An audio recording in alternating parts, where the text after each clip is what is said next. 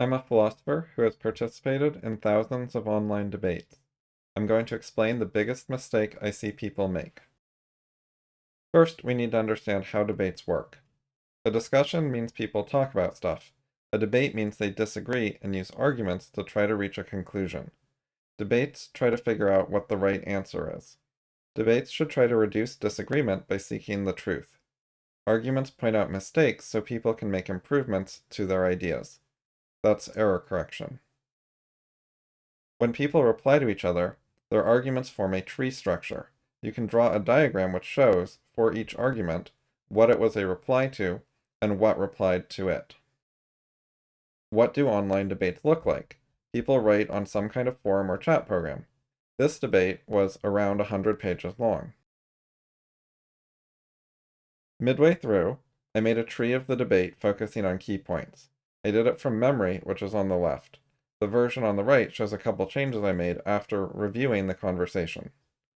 Red boxes are me and blue boxes are the other guy. The colors mostly alternate as we replied to each other. Sometimes the tree has branching. A point can have 2 or more responses to it.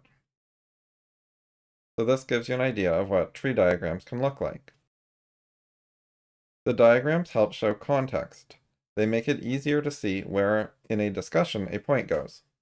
The parent node, the point immediately above, is the immediate main context. If you repeatedly go to the parent node until you get all the way to the root, the top of the tree, then you have a fuller context with all the ancestors. Everything else in the tree is not directly relevant. Arguments lower down in the tree tend to be about details, while arguments near the top tend to be more about the big picture. Context is crucial to debates. If someone gives an argument against X, but you think it's supposed to be against Y, you're going to misunderstand it. You need accurate knowledge of what replies to what. The parent-child relationships in a tree show that. When you make an argument, you need to know specifically what you're arguing with. If you're unsure of that, your argument is incomplete or confused. So here's my big idea to improve debates. Differentiate arguments and comments. The arguments are important or official points that go in the debate tree. They have a clear parent node they're replying to. You take them seriously and expect an answer. Comments are more chatty, casual, or informal.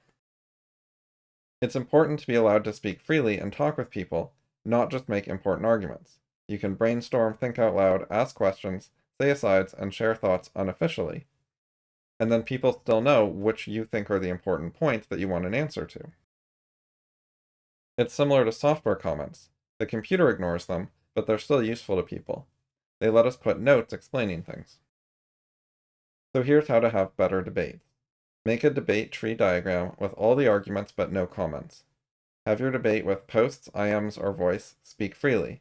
When you figure out an important argument, word it carefully and add it to the debate tree. Before making an argument, it's fine to chat about the issue to get initial responses and feedback so you can make your argument better.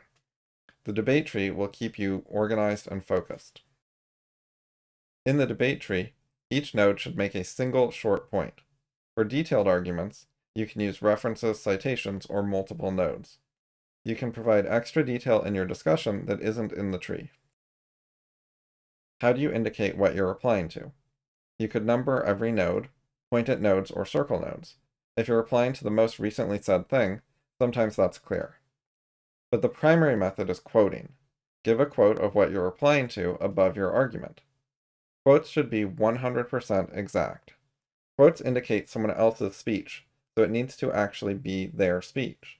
You can't make any changes or it becomes your own speech, not theirs. People have a right to control their own speech, and editing quotes violates that. Be respectful and avoid changes to quotes, even if they seem minor to you, because it's not your place to speak for someone else or make any decisions or judgment calls in their name. If you want to paraphrase or otherwise use your own words, simply don't present it as a quote. Using quotes in debates is really helpful in general, whether you use a debate tree or not. Non-arguments can be valuable, but if you put them in your debate tree, it will be cluttered. It'll be hard to see what arguments were made, which arguments are currently unanswered. A small debate tree is easier to work with. You can put a couple comments in a debate tree if they're clearly labeled, e.g. with a different background color. Or you can make two trees, one for the important debate points and another for the whole discussion. But that's usually unnecessary. Just because a conversation is enjoyable and worthwhile doesn't mean you need to make diagrams for all of it. If it has any relevant key points that aren't in the debate tree, you can add some argument nodes for them. People tend to reply to ideas in their own head. People read something, then they create some kind of memory of it, then they reply to that. People's mental representation of what a debate partner said is often flawed. For example, it leaves out some detail or nuance. Debaters often reply to things that are different than what was said. And people often reply to a whole post at once. They're giving vague, partial replies to multiple things instead of a clear, specific reply to one thing. And some of what they say isn't even a reply to anything. They tend to reply to a summary of a post in their head and then give an overall general response on top of that. So it's hard to interpret as clear, specific arguments that could be added to a debate tree in specific places with specific parent nodes. Using debate trees helps people reply to one node at a time and make one clear point at a time. Trees also help track what has been answered or not. Trees encourage replying to short, clear text instead of memory or summary. It's easy to reread a tree node. And when people don't engage with the actual words in the tree, but say those words are the parent node, it's easier to see and point out the problem. So the big mistake debaters make is replying non-specifically. More broadly, the issue is confusion about context. People ignore or forget context. What your argument replies to is part of its context that you should know and communicate. People also get caught up in debating details and hair-splitting, and lose track of context like what the point of the debate is and what the key issues to focus on are. People often lose track of what's unanswered, and also what bigger picture issue depends on the details currently being debated. A solution to this mistake is debate trees. They'll help you do better. Using quotes helps too. You can use debate trees by yourself without sharing them, just as your own notes. That's worthwhile, but they work even better with a debate partner who will cooperate on the tree. To close, I'll give you guys a quick debating tip. You'll win more debates if you say often instead of always, and rarely instead of never. The point is to use weaker words like some, seldom, few, many, or most, rather than very strong or absolute words like all, none, or every. These substitutions always work. I'm joking. They usually work, though. When I say they always work, a lot of viewers will want to debate me. They're like, no way, I can think of a counterexample.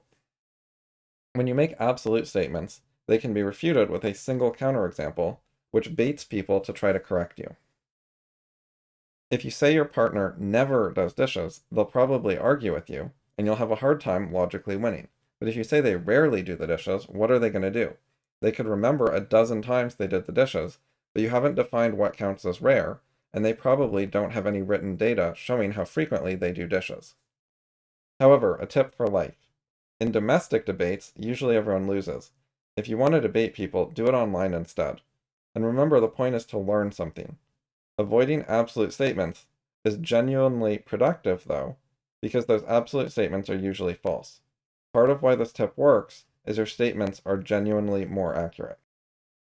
If you want to have a debate using debate trees, you can do it on my forum. I also have videos about other kinds of trees, and I put an article about debate trees in the description below.